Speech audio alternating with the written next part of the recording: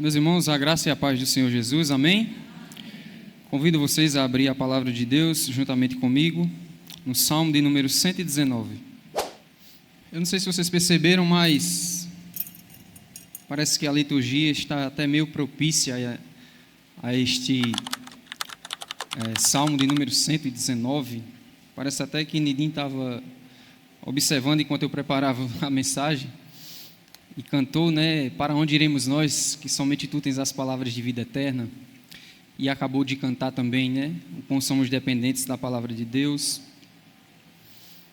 E o quão maravilhosa é a palavra de Deus na vida de cada um de nós. Esse cântico que ele louvou também é muito belo, que fala a respeito. Então, nada mais ideal que o Salmo 119 para, em harmonia, continuarmos meditando mais a fundo na palavra de Deus. Vocês já acharam aí? Salmo 119. Está escrito o verso de número 1. Bem-aventurados os irrepreensíveis no seu caminho, que andam na lei do Senhor. Bem-aventurados os que guardam as suas prescrições e o buscam de todo o coração. Não praticam iniquidade e andam nos seus caminhos. Tu ordenastes os teus mandamentos para que os cumpramos à risca. Tomara sejam firmes os meus passos, para que eu observe os teus preceitos. Então, não terei de que me envergonhar quando considerar em todos os teus mandamentos. Amém, meus irmãos? Palavra do Senhor ao nosso coração, somente aí até o versículo de número 6. Vamos rogar ao Espírito Santo que nos conduza e ministre também essa palavra ao nosso coração, que abra a nossa mente e o nosso coração para compreendermos as verdades do Evangelho da Graça.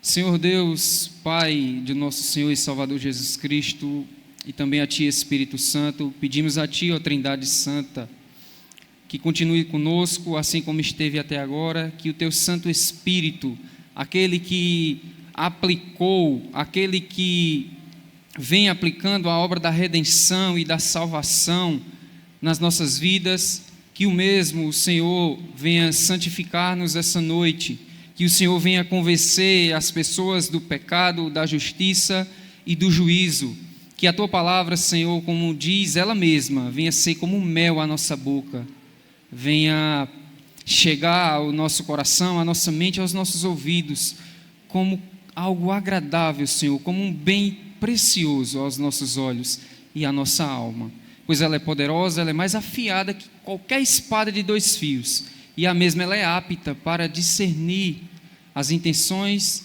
os pensamentos do coração humano. Fala conosco, Senhor, nessa noite, por meio de Cristo Jesus, nós te oramos e te agradecemos. Amém.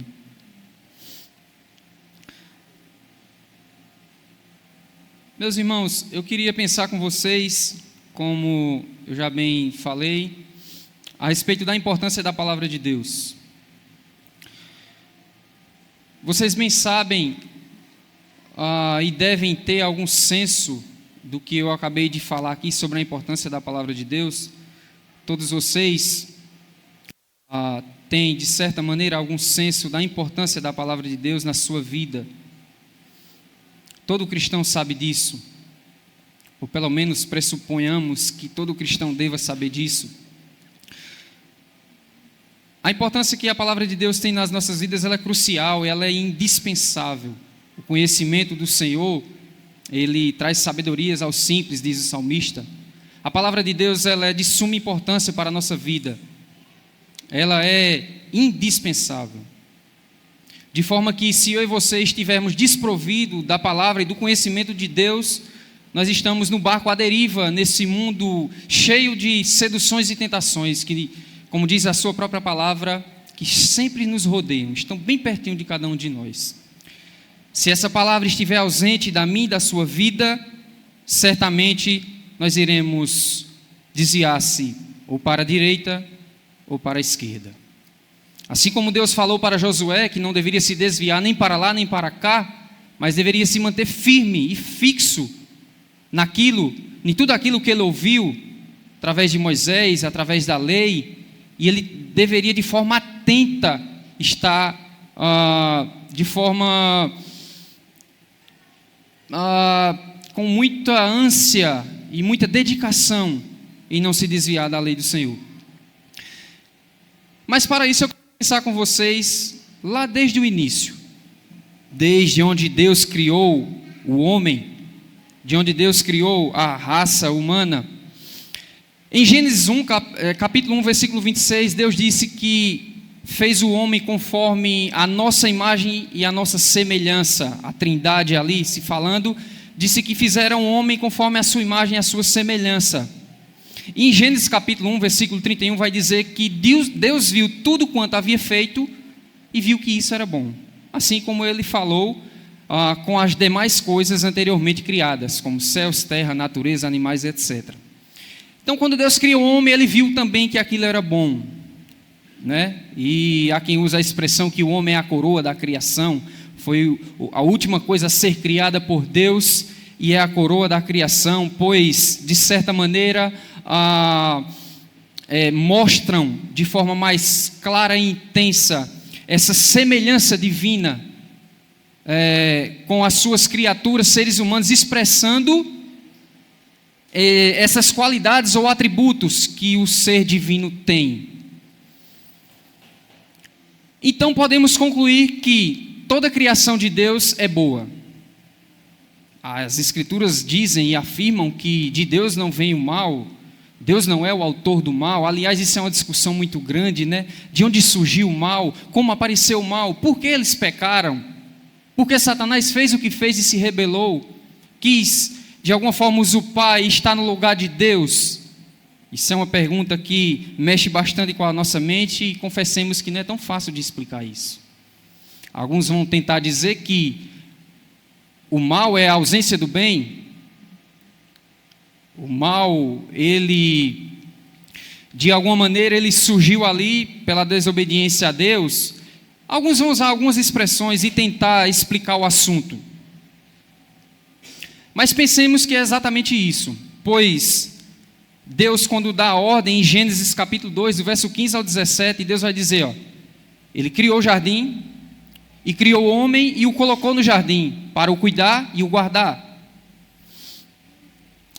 E Deus dá uma ordem e diz que ele deveria comer de todas as árvores que Deus colocou naquele local, menos da árvore que estava lá no meio, a árvore do conhecimento do bem e do mal, porque no dia que você comer dela, certamente morrerás. Então essa foi a ordem de Deus. Mas nós sabemos que em Gênesis capítulo 3, surge a queda. Como eu bem falei agora há pouco e citei sobre o pecado. É daí que passa esse desligamento, essa ruptura entre a criatura e o Criador. O ser temporal, limitado e finito com o grande, com o todo-poderoso, Criador dos céus e da terra. E Satanás vai iludir aquelas pessoas. E ele chega, eu penso que, semelhantemente como ele tenta a mim e a você também hoje. Ele chega com palavras harmoniosas, palavras sedutoras. Ele chega com as suas setas e ciladas, fazer com que eu e você venha cair na sua sedução, na sua lábia. E ele vai dizer para Eva, Deus disse que vocês não deveriam de comer de toda a árvore, não é isso? Aí Eva disse, não. Deus disse, nós podemos comer de todas as árvores, a não ser uma, exceto uma não podemos. Aqui está no meio, que tem o conhecimento do bem e do mal. E Satanás, muito astuto e pertinaz, ele vai dizer, não foi exatamente assim que Deus falou. Observe que eu citei agora há pouco que Deus disse, se você comer, Adão, certamente morrerás. Deus não deixou dúvidas, Deus não deixou possibilidades, Deus não deixou algo com dúvidas, não. Deus disse, certamente morrerás. E nós temos a certeza que aquilo que Deus fala, como diz um velho ditado popular, é prego batido e ponta virada. Deus falou, está falado. Então Deus disse, certamente vocês morrerão, mas Satanás, como eu bem falei, ele iludiu assim como ele tenta iludir eu e você hoje também. Pois ele diz: não, rapaz, não é exatamente assim. Ele faz uma interpretação, ou ele faz, numa linguagem comum que a gente se utiliza, uma exegese do texto. Ele faz uma exegese de forma errada e acaba atrapalhando e trazendo um sentido totalmente diferente daquilo que Deus falou. Então Satanás disse: não foi assim que Deus falou. Está lá em Gênesis capítulo 3.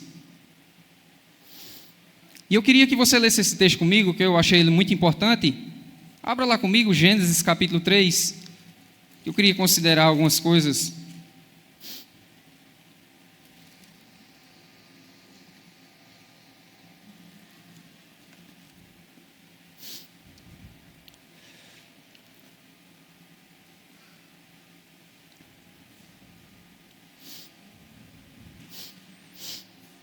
Gênesis capítulo 3, observe a leitura, o que vai dizer.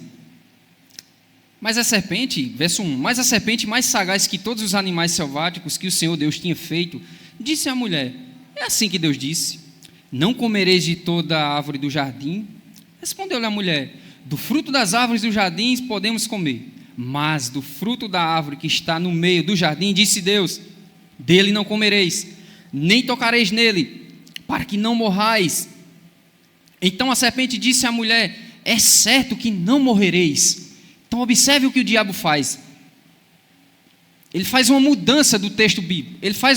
Ele tenta trocar o mandamento de Deus.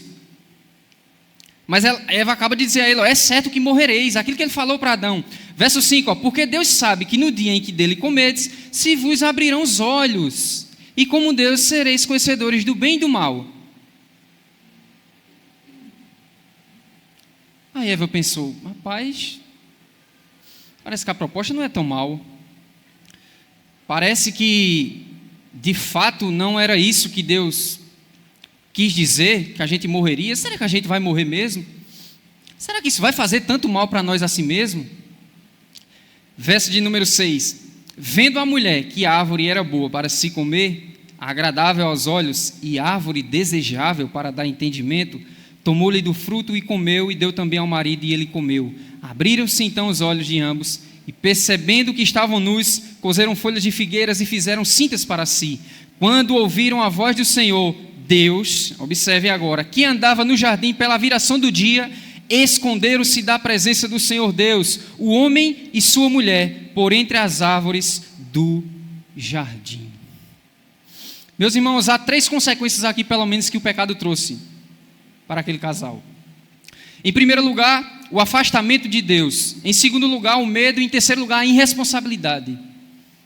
Em primeiro lugar, depois que eles pecam, quando eles ouvem a voz de Deus pela viração do dia, eles se escondem. Eles correm e se escondem. Então, no verso de número 11, vai responder isso muito bem. Verso 10, ele diz, ele respondeu, depois que Deus pergunta a Adão, e ele diz, ouvi a tua voz no jardim, porque estava nu, tive medo e me escondi. Então, primeira coisa que o pecado causou, uma certa ruptura e um certo distanciamento do homem para com o seu Criador, e ele corre e se esconde com medo. Ora, e não é isso que o pecado ele causa na minha e na sua vida? Quando nós pecamos, transgredimos, e isso acaba nos afastando do nosso Deus. Aliás, isso é as palavras do próprio profeta Isaías: os vossos pecados fazem separação entre vós e o vosso Deus. Isso é um dos papéis que o pecado ele faz. Isso é um dos prejuízos que o pecado ele traz sobre a nossa vida. E a terceira consequência é a irresponsabilidade. Porque Deus pergunta para ele: quem foi que disse a vocês que vocês estavam nu? Porventura vocês comeram da árvore que eu disse que não era para comer? Foi que o homem respondeu: a mulher que tu me destes. Culpou Deus, culpou a mulher. Então Deus vai perguntar à mulher: por que fizeste isso? A serpente me enganou e eu comi, transferindo responsabilidade sem assumir a culpa, sem bater no peito e dizer: eu errei, eu pequei, eis-me aqui. Então o pecado, ele causa isso. Não é assim comigo e com você? Às vezes quando nós pecamos: ah, Senhor, mas a carne era tão fraca, né? Na verdade a carne não é fraca, a carne é forte e é muito forte. Jesus disse: ó, vocês não puderam vigiar comigo 1 hora sequer? O espírito está pronto, mas a carne é fraca. Mas Jesus não quis dizer que a carne era fraca porque ela não tem poder sobre nós. Pelo contrário, a carne é forte. Se eu e você não vigiarmos, nós cairemos. Então o pecado, ele traz esse tipo de problema, irresponsabilidade. Adão, ao invés de assumir o problema e a consequência e dizer: não, Senhor, eu errei, eu pequei, ele disse: não, foi a mulher que tu me deste. Problema, Senhor, talvez não tenha sido eu, mas a mulher que o Senhor me deu. O problema foi com ela que comeu primeiro, depois ela trouxe para mim. A mulher disse: ah, então a culpa também não é minha, a culpa é de Satanás, é da serpente que me iludiu, e eu também comi.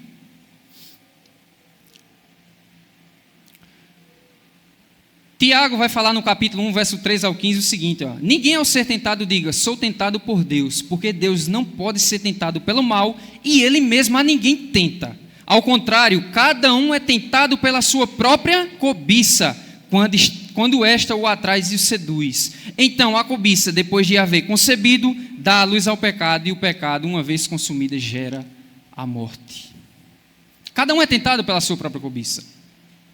Vai dizer que Eva se interessou depois da conversa de Satanás pelaquela árvore, viu que era boa de se comer o fruto, e viu que era árvore de entendimento. Ah, agora nós vamos saber o que é o bem e o que é o mal. Satanás, ele tenta a nós da mesma maneira. O pecado, ele vem camuflado, ele vem pincelado, ele vem embrulhado no presente. Mas depois que nós botamos os nossos olhos nisso, e pecamos e transgredimos, aí nós vemos o desmantelo que ele causa na nossa vida. Satanás faz a mesma coisa. Mas interessante é que no capítulo 3 ainda, verso 14, acompanhe comigo, tem a promessa da redenção.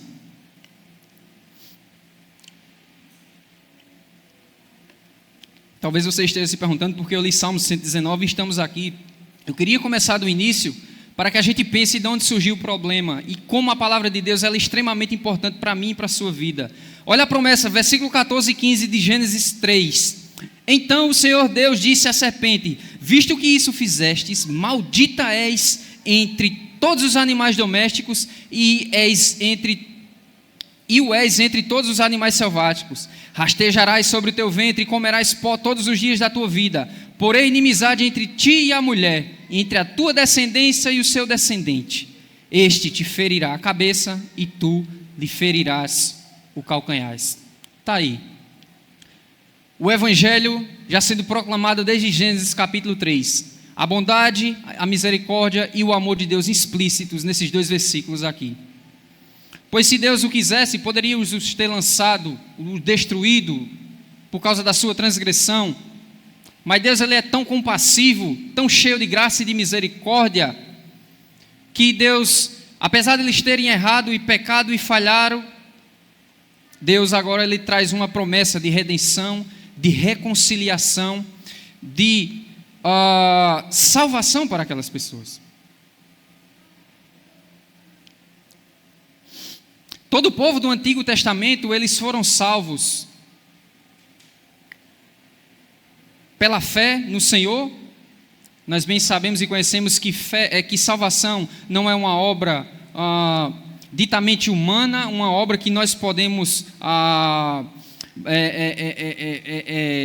criar, construir a nossa salvação, nós não podemos. Efésios capítulo 2 é muito claro quando vai dizer que somos salvos pela graça mediante a fé, e isso não vem de nós, é dom de Deus. Então não podemos ser salvos por nós mesmos. Mas Cristo, de forma literal e explícita, não estava, digamos assim, no Antigo Testamento, a não ser por meio de figuras e de sombras, mas as pessoas foram salvas por meio da fé. Abraão foi justificado pela fé, porque creu em Deus.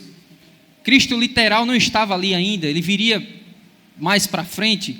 E as pessoas, o povo de Deus, foram salvos desta maneira, crendo e confiando na palavra de Deus.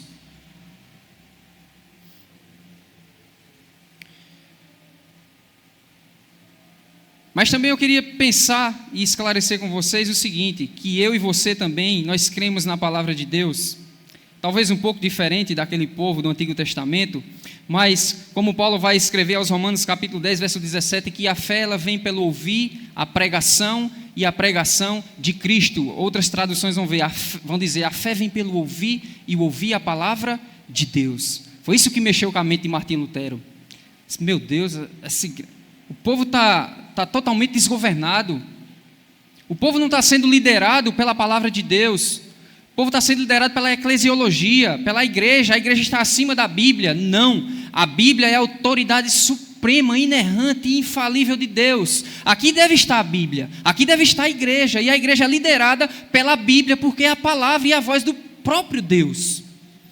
Meus irmãos, eu não sei se vocês ficam empolgados com isso, mas sempre que eu leio as Escrituras, e eu penso que nós devemos ler ela com um certo temor e tremor, porque é a voz do próprio Deus falando conosco. É muito interessante que eu vejo muitas pessoas dizerem, era muito bom quando Deus falava no Antigo Testamento, né? Era muito bom quando o Mar Vermelho se abria, deveria ser uma coisa magnífica. Coisas estupendas aconteceram, o mar se abrindo, água se transformando em sangue. E eu penso, e o que mudou? Aí as pessoas dizem, e por que o mar não se abre hoje? Eu digo, você já entendeu o propósito do mar ter se abrido? Você entendeu o contexto, a narrativa do texto e a história ali? Para que mar vai se abrir hoje? Você vai correr no meio da praia? Para que serve? Deus pode fazer coisas grandes ainda hoje? Pode. Certa vez eu estava orando e estava aquele período, sabe, muito bom de oração, aquele período ao qual você está em bastante intimidade com o Senhor, e só que isso já era por volta de umas 6 e pouca da manhã, e eu costumo orar com o telefone do lado, para que eu esteja atento com a hora, ou às vezes um relógio. E eu disse, meu Deus, já está na hora de ir para o trabalho, tem que cuidar, tem que colocar água para o cachorro, tem que colocar comida, tem que colocar uma ração, tem que fazer um café, tem que tomar, tem que ir. E o Espírito Santo falou ao meu coração, fica mais um pouquinho, porque aqui vai ser mais proveitoso. Aqui vai ser muito melhor para você, de forma nítida e clara, não ouvir uma voz, mas aquele testemunho que todos nós temos, Paulo escrevendo aos Romanos vai dizer que o Espírito de Deus testifica com o nosso espírito, que somos filhos de Deus. O Espírito Santo fala conosco, ele comunica o nosso coração. Sim, a regra de fé e prática, a palavra suprema e suficiente para nossas vidas são as Escrituras. Por isso que Martinho Lutero foi e disse, só a Escritura, somente a Escritura, ela é suprema, mas o Senhor é poderoso, o Senhor pode fazer coisas sobrenaturais, além do comum e do normal. E o Espírito Santo diz, fica mais um pouquinho que vai ser muito proveitoso, vai ser muito melhor. E o meu Deus, e a gente pensa, será que isso é coisa da minha cabeça? Será que eu estou ficando doido? De onde vem essa voz? Eu vou, eu não vou, eu fico, eu não fico, eu oro, eu vou trabalhar, eu vou no mercado, E eu precisava ir no mercado. Uma noite anterior eu tinha falado à minha esposa, eu digo, amor, amanhã cedinho eu vou precisar ir no açougue, comprar carne. Ela, ok, está certo. Mas estava tão boa, tão gostosa aquela oração, que eu não queria sair dali. E depois dessa voz do Espírito Santo, aí que eu não quis mesmo. E beleza. Passou, deu próximo das 7 horas, eu fui trabalhar. Trabalhei o dia normal, comum.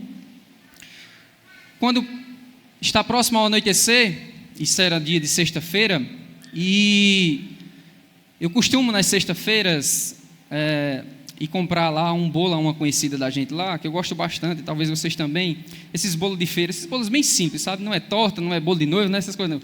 Eu sou mais antigão, gosto dessas coisas mais simples, sabe? E eu fui. E quando eu chego na casa daquela mulher, a gente começa a conversar, tal, não sei o que, ela coloca o bolo lá, ele disse, deu R$50. Aí eu disse, ok. Ela disse, menino, R$50 hoje não está valendo mais nada, né? Eu digo, pois é. Se a gente vai no mercado, traz uma bolsinha do lado da outra, acabou o dinheiro. Eu digo, pois é, não é. Tá vendo, rapaz? Ela disse, R$50 hoje dá 1 quilo de carne. Eu digo, que é? Isso é pior que é verdade mesmo. Se for uma carne boa, talvez nem 1 quilo dê. Você comprar uma picanha, então talvez você traga meio quilo para casa, 700 gramas, enfim. Ela disse, mas rapaz, quem vende uma carne boa, danada, é fulano ali, né? O nome do rapaz é Deildo, né? Ela disse, quem vende uma carne boa, danada, é Deildo, né? Você já ouviu falar? Eu digo, sim, já ouvi. Às vezes eu compro com ele, eu gosto bastante. É uma carne bem nobre, bem digna, né? bem limpa, tal, etc. Mas eu não tenho contato dele, não. Eu ia até lá hoje, rapaz, mas nem fui. Ela disse que interessante. Ele acabou de postar no status que não ia vender carne hoje. Aí eu olhei, eu disse, e foi? Ele disse, foi. Ele disse que não ia vender carne hoje, não. Deu um problema para lá e ele não ia vender carne. Eu tinha perdido a viagem. Eu ia somente para lá. O Espírito Santo disse, não vai, fica mais um pouquinho. Então Deus, Ele pode fazer essas coisas mesmo. Pode ser algo simples para você, mas para mim foi algo tão estupendo, tão, sabe, que eu fiquei assim, digo, meu Deus, a sua palavra é inerrante, infalível, é a supremacia, é a palavra de Deus, é o nosso guia. Mas o Senhor também fala às vezes. Louvado seja Deus por isso. Em Atos capítulo 13, verso 44 a 49, diz que Paulo e Barnabé, eles foram pregar a palavra de Deus, mas os judeus o rejeitaram. Ficaram com inveja, começaram a blasfemar e começaram a falar tudo contra aquilo que Paulo estava falando. Se você quiser conferir, está em Atos capítulo 13. Se você quiser ir lá comigo para a gente acompanhar, é bom que a igreja faça isso, irmãos, igual os bereanos, tá? Paulo era pregando e os bereanos estavam tudo conferindo aqui, ó. Peraí, deixa eu ver se esse camarada está falando a verdade. E eles estavam tudo aqui, ó, conferindo. Atos 13, 44, veja o que diz, ó. No sábado seguinte, afluiu quase toda a cidade para ouvir a palavra de Deus. Mas os judeus, vendo as multidões, tomaram-se de inveja e blasfemando contradiziam o que Paulo falava. Então Paulo e Barnabé, falando ousadamente, disseram: cumpria que a vós outros, em primeiro lugar, foste pregada a palavra de Deus, mas posto que a rejeitais e a vós mesmos vos julgais indignos da vida eterna, eis aí que nos volvemos para os gentios, porque o Senhor assim nos determinou: eu te constituí para a luz dos gentios, a fim de que sejas para a salvação até os confins da terra. Os gentios, ouvindo isto, regozijavam-se e glorificavam a palavra do Senhor, e creram todos os que haviam sido destinados para a vida eterna, e divulgava-se a palavra do Senhor por toda aquela região. Meus irmãos, a palavra de Deus, ela é poderosa. A palavra de Deus, ela foi tão poderosa para criar os céus e a terra e tudo quanto nele há, foi tão poderosa para abrir mar, foi tão poderosa para trazer pragas para o Egito, como ela ainda é poderosa ainda hoje. A voz do Senhor, quando ecoa e soa e chega ao ouvido humano, algo tem que acontecer. Isaías disse isso, capítulo 55, assim como a chuva desce do céu e tem o seu propósito na terra, de dar pão àquele que trabalha, que cultiva, assim também a palavra de Deus não volta vazia, ela surte o seu efeito. A palavra de Deus, ela é poderosa. Quando ela chega ao nosso coração, algo tem que acontecer, que ela traga santificação, que ela traga salvação, ou que ela traga condenação. A palavra de Deus vai fazer alguma coisa, mas ela vai fazer. Essa é a palavra de Deus. Os judeus rejeitaram. Paulo disse: então a gente vai para os gentios. Deus disse que a gente iria, e eles receberam de bom grado, eles louvaram, engrandeceram e glorificaram a palavra do Senhor, e creram e foram salvos, que estavam destinados para a vida eterna. A palavra de Deus, ela é poderosa, meus irmãos, e devemos crer nisso. Louvado seja o nome do Senhor. Como eu falei pouco antes atrás, nós devemos ficar tão empolgados, irmãos, com essa palavra, mas tão empolgados. O salmista vai dizer no Salmo 119: ó quanto amo a tua lei, é a minha meditação todo dia. Que versículo espetacular. Ó quanto amo a tua lei, é a minha meditação todo dia. Davi, escrevendo o Salmo, ele vai dizer: logo pela manhã, logo pela alva, antes do sol raiar e nascer, eu já estou contigo, Senhor, ouvindo a tua voz. Eu gosto tanto do testemunho de Hudson Taylor. Eu já falei isso uma vez aqui, vou falar mais uma vez. Diz sobre Hudson Taylor fazendo missões no interior da China, que o sol nunca raiava, o sol nunca saía sem que Hudson Taylor estivesse na presença de Deus. Hudson Taylor, o homem que tinha orações tão profundas e poderosas aos pés do Senhor, ao ponto da rainha da Inglaterra dizer: eu temo mais os exércitos. Eu temo mais as orações de... Eu acho que eu estou confundindo, perdão, meus irmãos. Eu falei Hudson Taylor, né? John Knox. Eu temo mais as orações de John Knox do que os exércitos escoceses. Você já pensou alguém dizer isso sobre a sua oração? Você ser tão íntimo e tão íntima do Senhor, de alguém chegar ao ponto de dizer: eu temo mais o exército brasileiro, eu temo menos o exército brasileiro que as orações daquele homem, daquela mulher.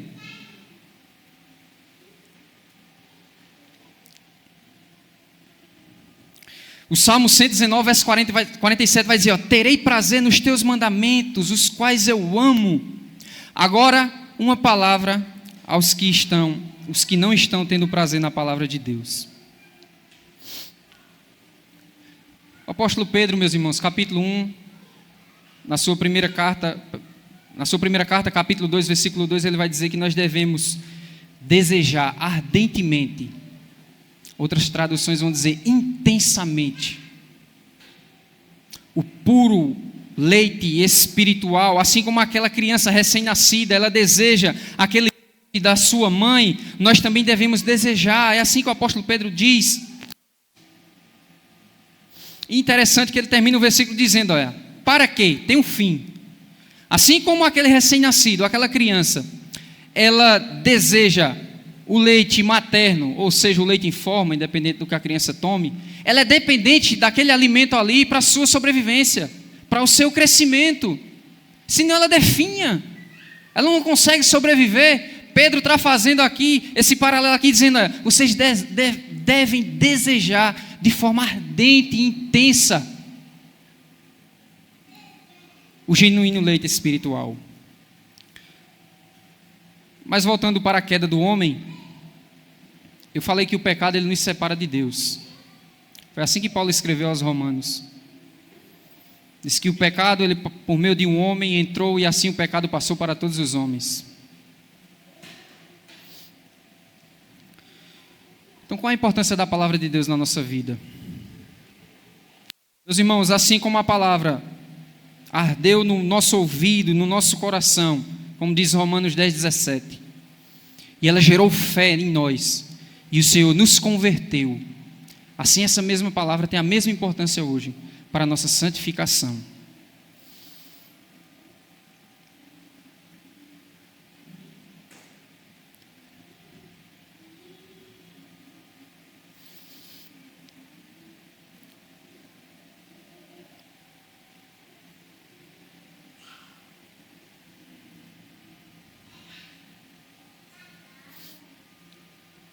O homem por si só e por natureza, como diz Romanos 3, 23, ele está distante da presença de Deus, ele está destituído da gloriosa presença de Deus.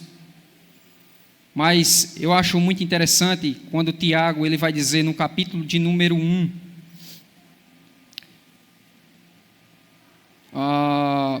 versículo de número 16, Tiago vai falar algo muito interessante, meus irmãos, algo muito poderoso. E me chamou muita atenção esse versículo. Tiago vai dizer o seguinte, ó, Tiago capítulo 1, versículo 18, ele vai dizer, ó, pois segundo o seu querer, ele nos gerou pela palavra da verdade, para que fôssemos como que primícias das suas criaturas. Ele nos gerou pela palavra da verdade. Vocês lembram o que Jesus fala para Nicodemos? Nicodemos disse, foi ter um encontro com Jesus à noite e disse: mestre, eu sei que tu és vindo de Deus, porque ninguém pode fazer as coisas que tu fazes se Deus não for com ele. E Jesus já corta a conversa e vai logo no ponto, direto logo. Disse: Nicodemos, se um homem não nascer de novo, ele não pode ver o reino de Deus. Nascer de novo, Jesus? Voltar para minha mãe é? Não. O que nasce da carne é carne, o que nasce do Espírito é Espírito. Aquele que não nascer de novo não pode não só ver, mas nem entrar no reino de Deus. Precisa nascer da água e do Espírito. É isso que Tiago está falando aqui, ó. Segundo o querer dele, ele nos gerou pela palavra da verdade. Estávamos mortos nos nossos delitos e pecados, e a palavra poderosa do Senhor, encontrando nosso coração cheio de trevas, disse: haja luz.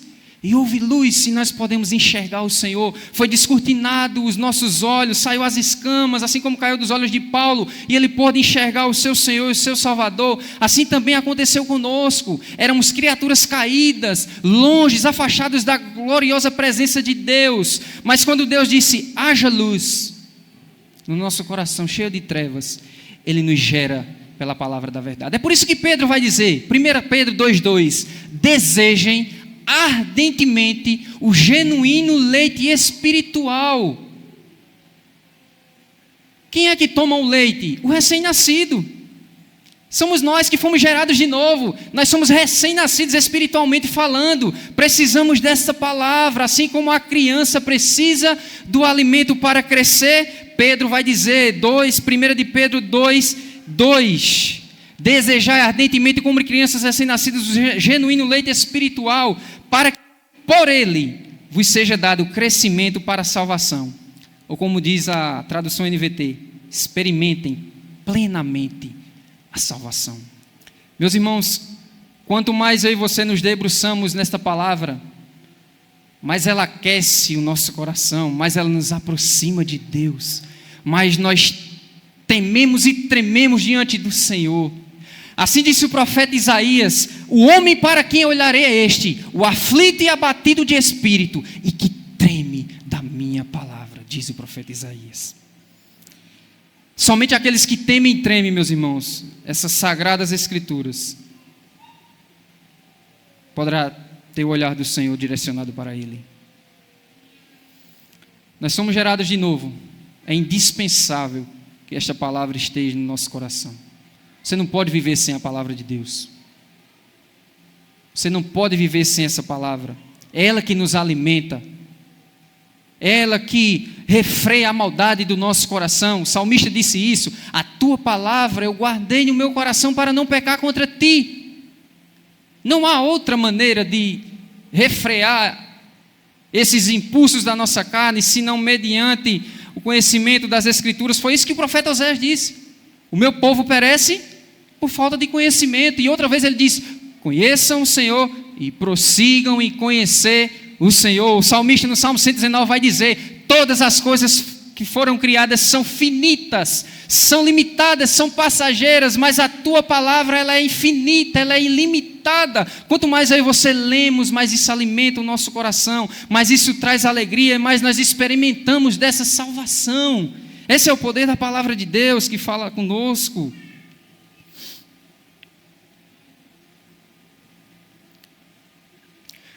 Se você não tem prazer, meu irmão e minha irmã, em conhecer mais do seu Deus, e eu não quero dizer a você que você deve ficar dependendo desse tipo de experiência que eu contei agora há pouco, não.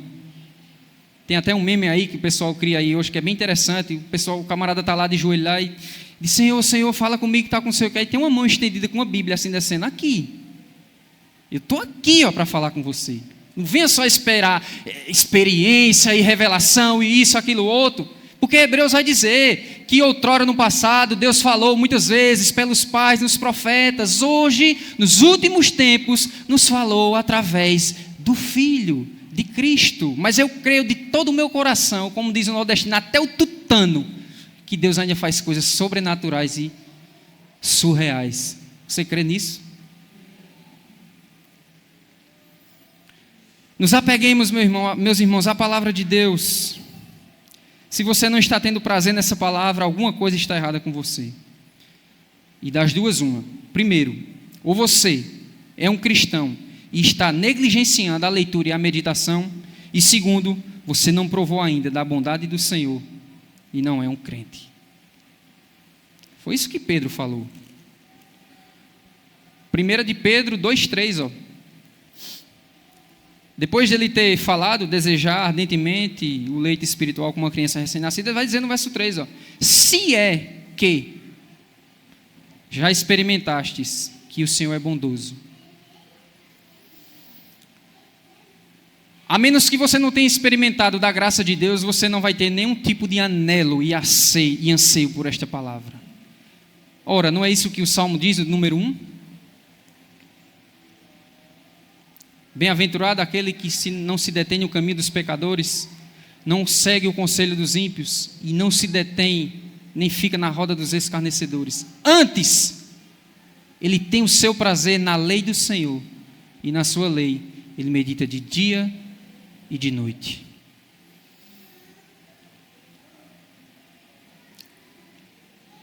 Meus irmãos, apenas os ímpios não têm prazer na palavra de Deus. Mas a igreja do Senhor deve ter. É princípio, é doutrina. E eu e você não podemos fugir disso. Não podemos. Eu gosto muito de uma frase de Leonardo Ravenhill, que ele vai dizer o seguinte: hoje nós, como igreja do Senhor, lamentamos muito porque os ímpios e os pecadores não tremem diante da palavra de Deus. E eu me entristeci muito quando eu ouvi isso, porque ele disse que nós lamentamos quando as pessoas não tremem e estremecem diante da poderosa palavra de Deus. Mas ele diz: o mundo jamais tremerá diante da palavra de Deus enquanto a igreja não fizer isso. Como nós queremos que o mundo estremeça diante dessa poderosa palavra se nós não fazemos isso? Isso é a voz do próprio Deus, irmãos, falando conosco.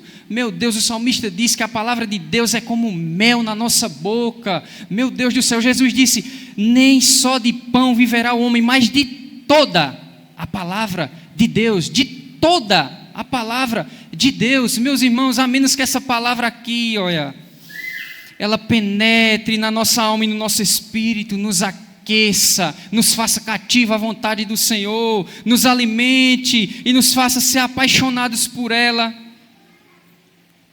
você não tem nenhuma exigência, nenhum tipo de exigência em esperar que o pecador faça isso. Não tem.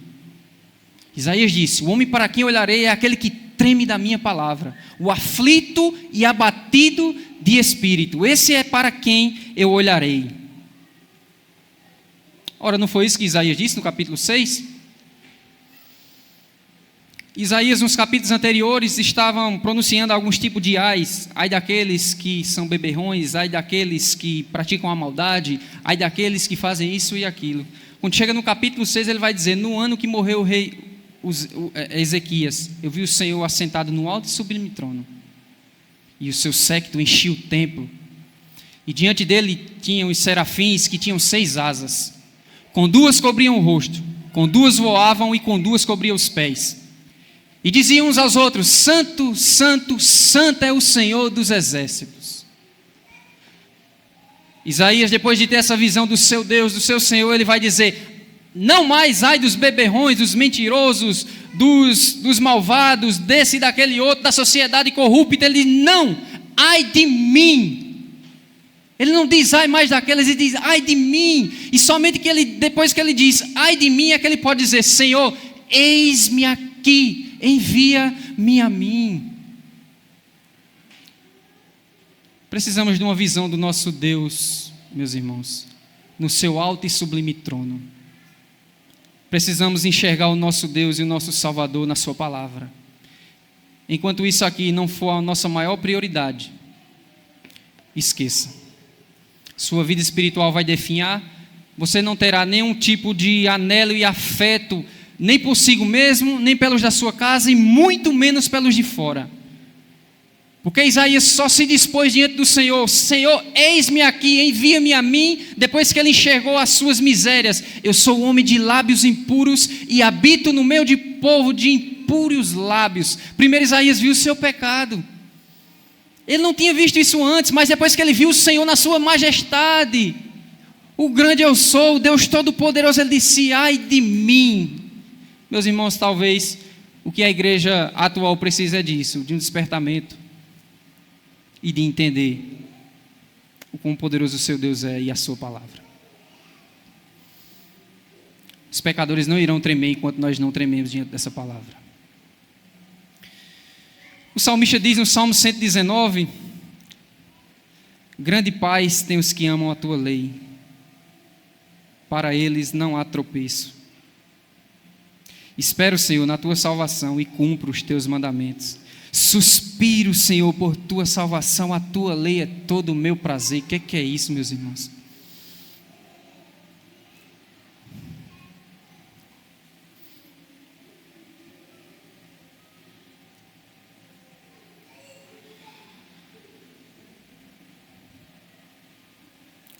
apóstolo Pedro disse que nós somos salvos e libertados da nossa vã maneira antiga de viver.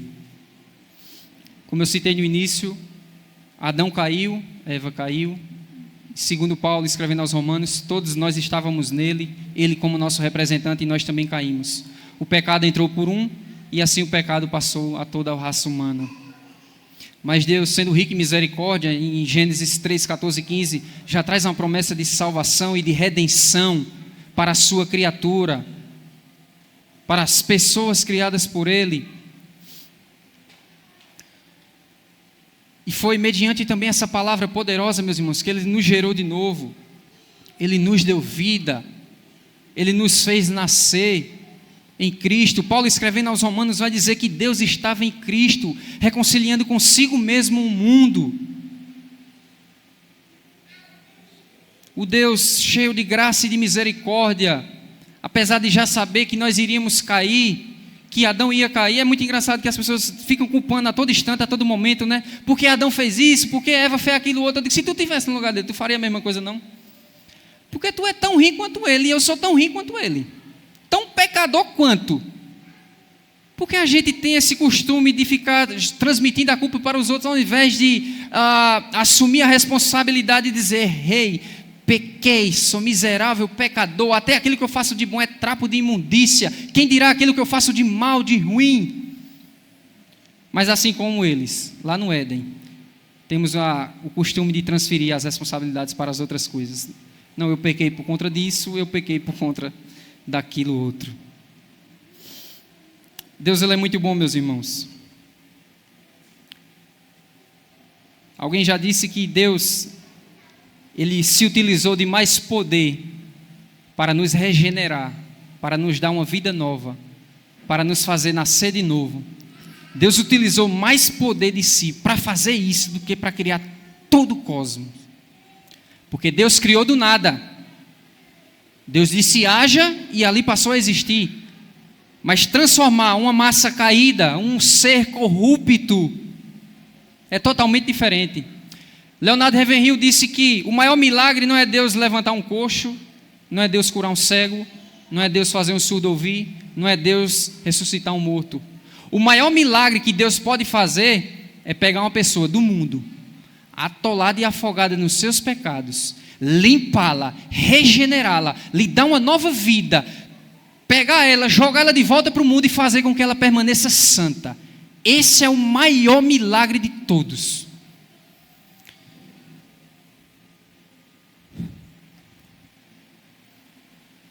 Quanto mais nós temos conhecimento do Senhor, mais o nosso coração se alegra na presença de Deus. Veja se não é isso que acontece conosco, quando estamos distante desta palavra, quando estamos distante do nosso Redentor, se não é os momentos mais de frieza que enfrentamos, de calamidade espiritual, né? Assim como aqueles discípulos no caminho de Emaús, estavam voltando, indo para outra cidade, falando das coisas que tinham acontecido. Jesus se aproxima deles, eles estavam tão nécios, tão frios, tão cegos, que Jesus se aproxima, eles nem deram conta que era Jesus. Do que vocês estão conversando? Só tu não sabe das coisas concernentes que está acontecendo aí? O Cristo, aquele que haveria de vir e iria ressuscitar e estabelecer o seu reino. Ó, nécios e tardios de coração, vocês não sabiam, não viram na palavra de Deus que era necessário que Ele viesse, sofresse e padecesse e morresse e ressuscitasse ao terceiro dia? O texto diz que o coração deles aqueceu enquanto Jesus falava. Não foi assim com Filipe e aquele eunuco na carruagem? O eunuco vinha na carruagem e vinha lendo o profeta Isaías e não estava entendendo nada. O Espírito Santo disse: aproxima-te, Filipe, da carruagem. E Filipe se aproxima e pergunta: entendes o que leis? Como eu vou entender se não há quem me explique? E Filipe começa expondo o Evangelho, desde o Antigo Testamento até chegar em Cristo. E sai expondo. O que o profeta Isaías estava querendo dizer era a respeito do Senhor, do Salvador. Meu Deus, essa palavra ardeu tanto no coração daquele homem. Quando ele vê água, ele diz: ali há água, quem pede que eu seja batizado? Filipe diz: se creres. poderás.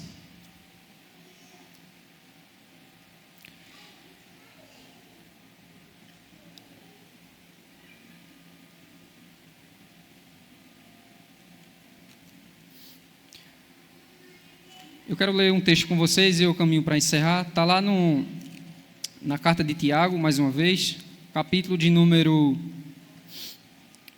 1.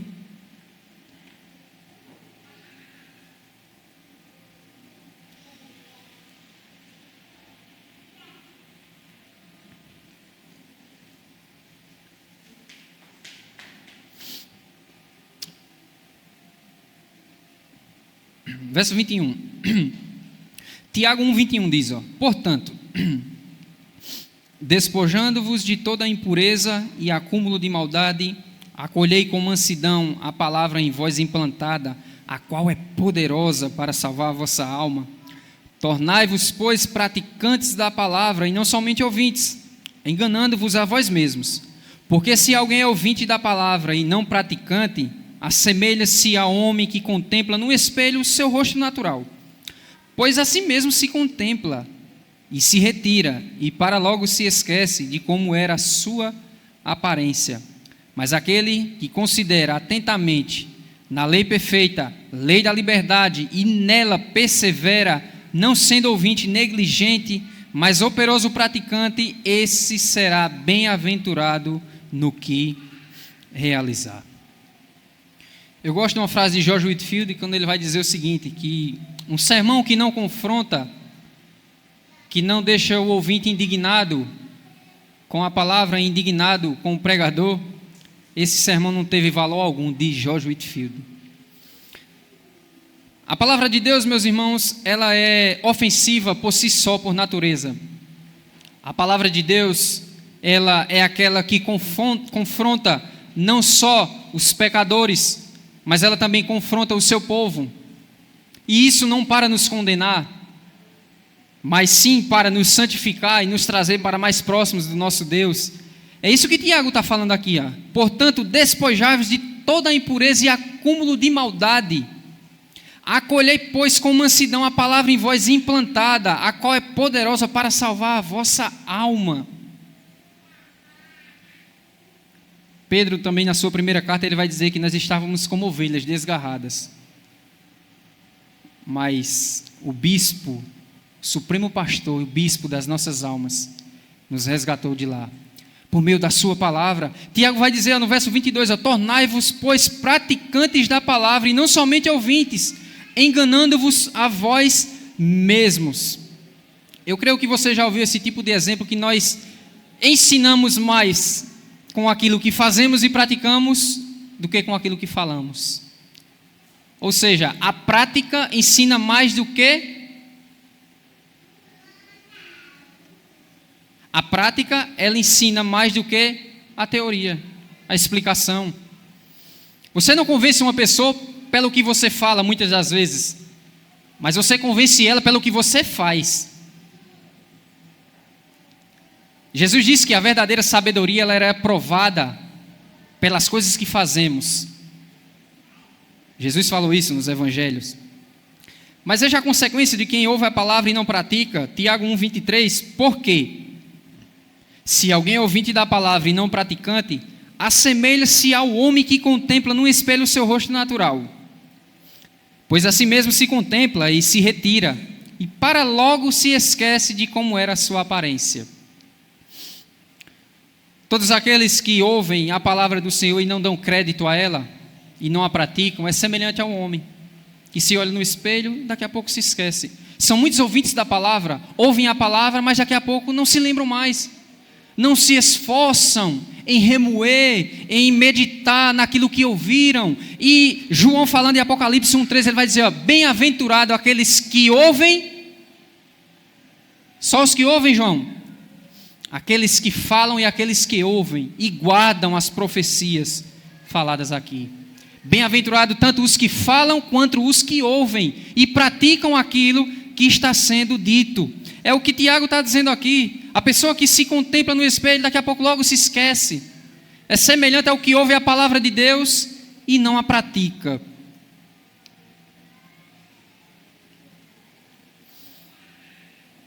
enquanto eu refletia nesse texto, me veio a seguinte dúvida. Nós, por natureza, somos bons leitores. Nós, por natureza, gostamos de ler. Meditamos facilmente nas coisas. Eu creio que você sabe disso tanto quanto eu, que é muito mais fácil a gente ficar na tela de um smartphone, de um iPhone, e passar muito tempo, do que pegar uma leitura e se dedicar a ela e meditar naquilo que está lendo. E mais difícil ainda, não só ler e meditar, mas praticar aquilo que está lendo e aprendendo. E eu digo, meu Deus, eu era um camarada que eu detestava ler. Eu não gostava de maneira nenhuma de ler. Eu sentia... Eu desprezava totalmente leitura. Porque é isso que o mundo ensina. Ler livros.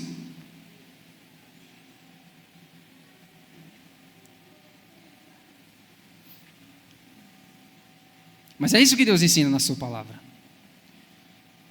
Foi isso que ele falou para Josué no capítulo 1. Ele disse no verso 7: tão somente, Josué, ser forte e muito corajoso, para teres o cuidado de fazer segundo toda a lei que meu servo Moisés te ordenou. Dela não te desvie, nem para a direita, nem para a esquerda, para que sejas bem-sucedido por onde quer que andares. Não cesses de falar deste livro da lei, antes medita nele dia e noite, para que tenhas cuidado de fazer segundo tudo quanto nele está escrito. Então farás prosperar o teu caminho e serás bem-sucedido. Uma vez um camarada, muitos anos atrás, ele me deu um estudo. O camarada era de uma igreja adventista, e eles costumam estudar bastante, né? E ele tinha lá os seus materiais, tinha lá a sua Bíblia, tinha lá as suas anotações, cadernos, livros, isso e aquilo outro. E aquele camarada, ele costumava perguntar a nós: quantos capítulos tem a Bíblia? Aí as pessoas não sabiam, diziam, tem 1000, tarará, tarará. Quantos livros tem a Bíblia? Tarará, tarará, tarará. Quantos versículos tem a Bíblia? X. Isso foi uma série de estudos por vários dias. E chegou um momento que aquele camarada começava a perguntar as coisas e a resposta já estava na ponta da língua. Quantos capítulos? X. Quantos livros? X. Quantos versículos? X. E ele disse para a gente: a repetição é a melhor forma de aprendizado. Eu acho muito interessante quando as pessoas dizem: irmão, eu tenho muita dificuldade em memorizar a palavra de Deus. Às vezes isso pode ter dois erros. Primeiro, você pode ler muita coisa e não absorver nada. Uma pessoa chegou para mim e disse: irmão, eu leio muito, mas eu absorvo pouco. Eu disse: o que é que está acontecendo? Ele disse: eu leio 5, 6, 10 capítulos, mas se a pessoa me perguntar o que eu li, às vezes eu não lembro de nada. Eu digo: meu Deus, que tipo de leitura? Eu digo: olha, pega um capítulo, pegue uma passagem, pega um pequeno texto, leia, leia, leia e leia, até aquilo ficar impregnado na sua mente. É isso que Deus está falando aqui para Josué. Josué, tenha o cuidado de fazer conforme tudo está escrito, se esforce, medite nela dia e noite, para que você tenha o cuidado de fazer conforme a minha vontade. E o segundo erro que a pessoa pode cometer, é diferente dessa pessoa que lê muito e absorve pouco, é a pessoa que, veja por exemplo, quando essas pessoas perguntam isso e dizem que tem dificuldade em memorizar a Bíblia, eu pergunto para a pessoa: você canta algum hino de cor? Você sabe que louvar algum louvor sem filar a letra, a cifra? Você sabe? Ele disse: sei vários. Eu digo: você aprendeu como? Se escutando. Eu digo: e por que a gente não faz isso com a palavra de Deus? Não é a mesma coisa? Não, irmão, cantar é diferente, não vejo nada de diferença. É a mesma coisa. A repetição é a melhor forma de aprendizado. Quanto mais aí você lemos, quanto mais aí você meditamos, mais nós vamos pegando jeito na coisa, pegando gosto pela leitura, amando o Senhor. Não tem condição, meus irmãos. Deus disse, por meio de Tiago: aquele que não tem sabedoria, peça que Deus dá liberalmente. Jesus, falando no Evangelho, disse: o pai que é mau sabe dar boas coisas aos seus filhos. Por que o Pai Celestial não dará o Espírito Santo àqueles que lhe pedirem? Se você tem dificuldade, se eu tenho dificuldade, e pedimos ao Senhor sabedoria e clareza na mente para meditar a sua palavra, porventura Ele não nos daria? Deus exige isso do seu povo. Deus exige que a sua palavra esteja aqui, na nossa mente e no nosso coração.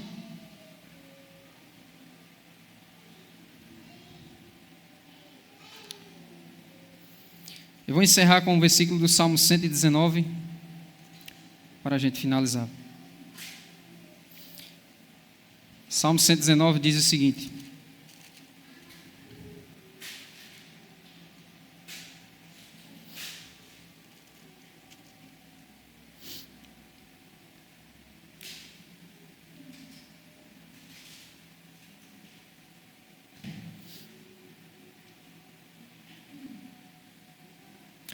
verso 174. Suspiro, Senhor, por tua salvação. A tua lei é todo o meu prazer. Enquanto eu meditei nesse versículo aqui, eu digo: meu Deus, quão maravilhoso é, quão doce é a tua palavra ao nosso paladar. O profeta Ezequiel também vai dizer isso. Mas às vezes é tão difícil, né, se manter íntegro, se manter firme e obediente ao Senhor. Sim, devemos reconhecer isso. Aliás, isso são as das disciplinas espirituais mais elevadas do cristão. É se comprometer com a palavra do seu Senhor, meditar nela e guardar no coração, ter uma vida de oração, em terceiro lugar, ter uma vida regular de jejuns. São as 3 coisas mais elevadas do cristianismo. Porque sem essas coisas não há como cumprirmos toda a lei de Deus. E eu dizia: meu Deus, suspiro, Senhor, por tua salvação. A tua lei é todo o meu prazer. E o 173 diz: venha a tua mão socorrer-me. Por quê? Pois escolhi os teus preceitos. Quando o Senhor te salvou, meu irmão e minha irmã, você travou uma guerra com o inferno. O diabo irá se utilizar de todos os seus exércitos infernais para derrubar a mim e a você. Todo aquele que é comprometido com o seu Senhor, todo aquele que se dedica, todo aquele que se debruça sobre a palavra de Deus e que se esforça para não pecar contra o seu Senhor, o diabo irá reunir todo o seu inferno contra nós. E se você for um homem ou mulher de oração, aí é que vai aumentar mais ainda a perseguição.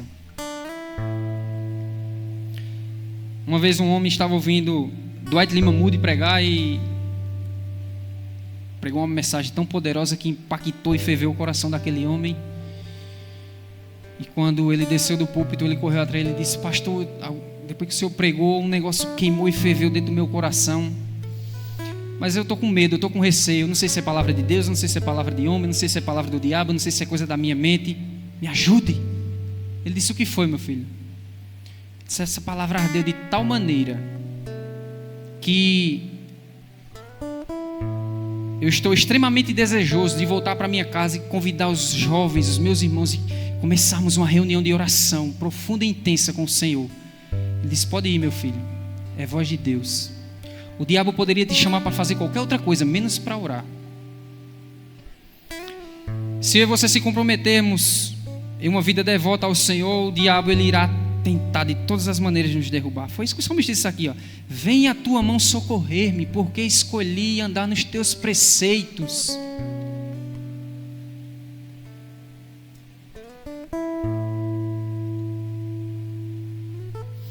Eu conversei com uma pessoa essa semana e ela me disse o seguinte, uma vizinha minha, né? Ela disse, irmão, uma amiga minha me disse que a coisa mais fácil do mundo é ir para o inferno. Eu disse: foi? Ela disse: foi. Eu disse: por quê? Ela falou para mim: porque a gente não precisa fazer nada. A gente só precisa cruzar os braços e ficar lá.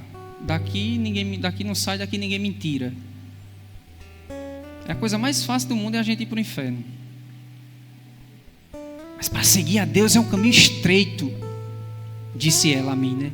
Eu disse: é. Jesus disse: aquele que pôs a mão no arado e olhar para trás, não pode herdar o reino dos céus. Não pode entrar no reino de Deus. Foi um compromisso, meu irmão e minha irmã, que eu e você assumimos com o nosso Deus. Uma aliança que Ele tem conosco. E essa palavra não é para nos trazer condenação. A menos que você não seja um cristão e não queira se submeter ao Evangelho da Graça. Sim, essa palavra está para te condenar nessa noite. Mas se você é um cristão e não tem tido apreço em ter comunhão e meditar na palavra do seu Deus, Ele te exortou nessa noite e te convida a voltar-se para Ele. Não tira a mão do arado, meu irmão. Não tira a mão do arado, minha irmã. O agricultor, quando ele colocava a mão no arado, se ele se distraísse para a esquerda ou para a direita, aquele caminho começava a se desviar, ficar torto. Ia botar a lavoura e ficar um desastre. Porque vocês sabem que as carreiras de milho e de feijão são tudo bem bonitinhas, né? Bem aprumadinhas. Quando ele põe a mão no arado e aqueles bois vão puxando aquele arado e ele vai guiando ali, ele vai guiando, ele vai guiando. Se ele fizer assim, ele perde o rumo, ele perde a direção.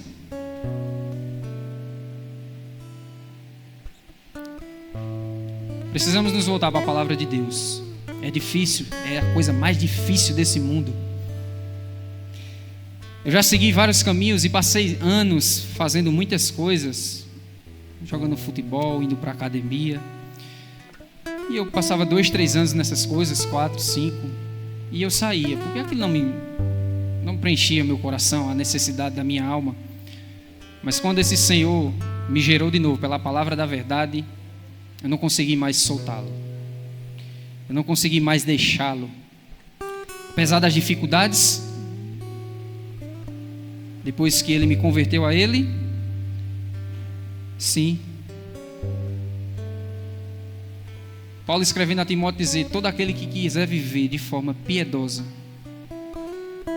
passará por muitas dificuldades, muitas tribulações.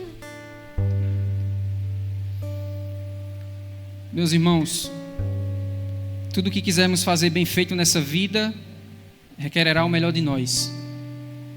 Tudo que você quiser fazer bem feito, no seu trabalho, na academia, na escola, se você quiser tirar nota boa, Paulo vai dizer que o atleta, ele se compromete e ele deixa a sua vida bem regradinha para que ele possa receber um prêmio corruptível.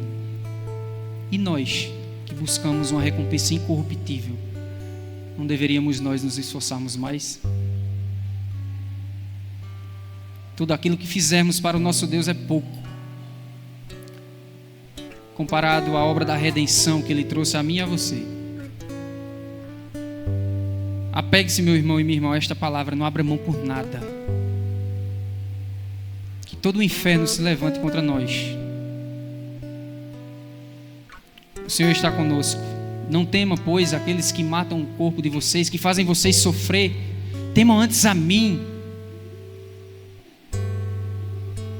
que posso tanto lançar o corpo quanto a alma no inferno.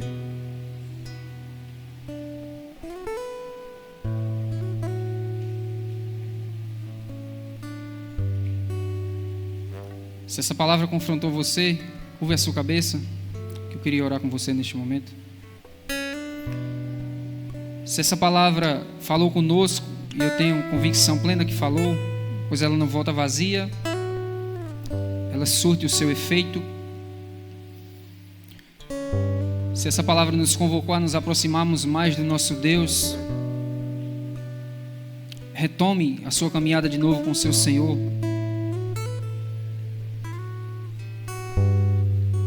Essas coisas vos escrevo, meus filhinhos, para que não pequeis, disse João. Todavia, se vocês pecarem, vocês têm um advogado junto ao Pai, o qual é poderoso para vos perdoar e vos purificar de toda a injustiça. Cristo, meu irmão, já morreu. Cristo, minha irmã, já morreu pelos seus pecados passados e futuros. Não deixe o diabo te enganar, que você não é serve um servo do Senhor. Não deixe essa frieza te enganar. Não é um jogo só que determina se um time ele vai ser campeão ou não, mas é todo o seu processo. Não é um jogo só que determina, mas toda uma procedência durante toda aquela disputa. Às vezes um time empata, às vezes um time perde, mas quando chega no final ele é campeão. Às vezes assim também é conosco. Às vezes empatamos o jogo, às vezes perdemos, às vezes o diabo nos derruba. Mas tenha certeza que Cristo está aqui e deseja mais uma vez te trazer para perto dele.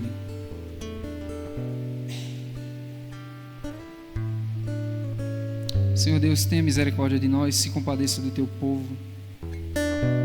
Dê-nos força, Senhor, para suportar as dificuldades e as adversidades. Estávamos caídos, Senhor. O Senhor nos resgatou. O Senhor nos gerou pela palavra da verdade. O Senhor nos fez nascer de novo. O Senhor nos transportou do reino de trevas e transportou-nos para o reino do Filho do teu amor, para o teu reino de luz. O Senhor nos prometeu não uma vida rasa, Senhor. O Senhor nos prometeu uma vida em abundância. O salmista disse que as coisas são finitas, mas a tua palavra é ilimitada. Quanto mais nos devotamos a ela, Senhor, quanto mais temos apreço e anseio pela tua lei, mais desenvolvemos a salvação nas nossas vidas. Mas nós amamos o Senhor. Que a tua palavra nos santifique nessa noite, que a gente não venha ser somente ouvintes, mas praticantes dela. Que venhamos ser prudentes.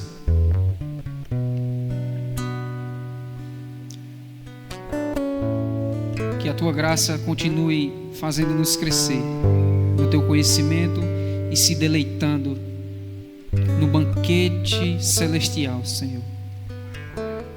Que venhamos às vezes, Senhor, se abster um pouco das coisas desse mundo. Que venhamos ficar mais um pouco de tempo contigo. Precisamos evidenciar, Senhor, a nossa salvação. E isso é feito mediante a meditação da tua palavra. O Senhor Jesus disse isso: santifica-os, Pai, na tua verdade, a tua palavra é a verdade. Somente ela pode trazer alegria para a nossa vida espiritual. Em nome de Jesus, nós oramos a Ti e Te agradecemos.